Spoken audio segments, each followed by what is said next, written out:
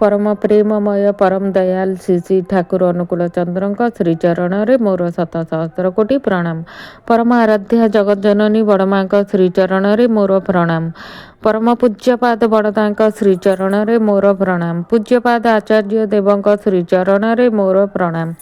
मोर यही भिडियो देखुथिबा अगणित इष्ट प्राण गुरु भाई गुरु माँ मानकु मोर अंतरर सदापूर्वक जय गुरु।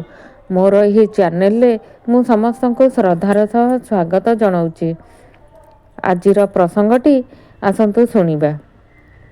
गुरु दरकार ही कि आध्यात्मिक जीवन रे कि नैतिक जीवन रे। प्रसंगत जणे कहिले मनीष जदि नैतिक जीवन यापन करे सेथिरे भी ता चली पारे।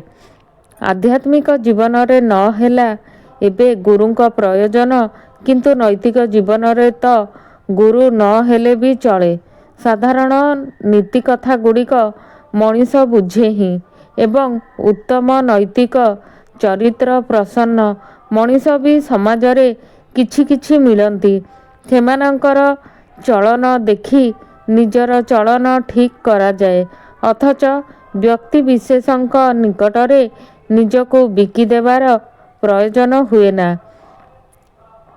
कारी भी निकटरे निजर व्यक्तित्व विसर्जन देवा अत्यंत आत्म अवमानना कर बोली मने हुए।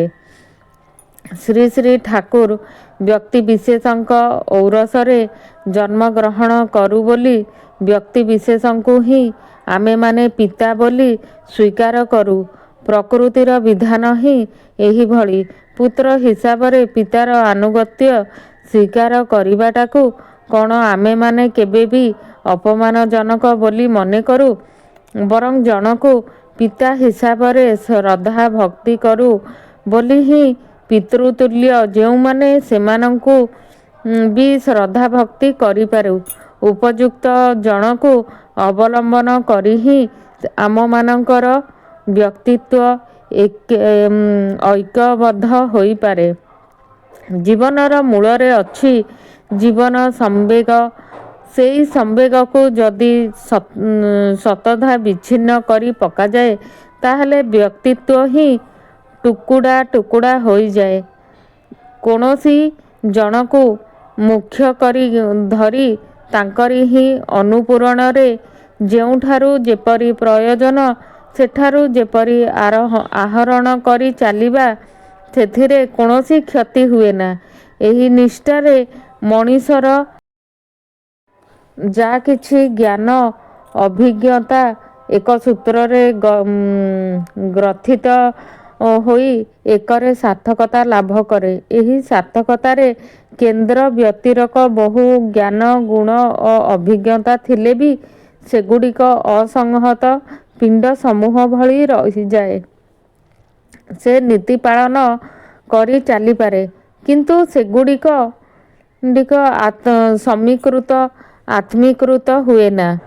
नैतिकतार बदहजमी हुए। आउ निर्दिष्ट कौनसी पृष्ठ न थिले मनीषर आकृति रहे ना। मनीष नीति पालन करे ना, किंतु पालन करे पृष्ठ को खुशी करिबार आकृतिरु। तेणु पृष्ठ नथिले नीति पालनर आग्रह भी कमी जाए। आजिर प्रसंगटी एतिकी।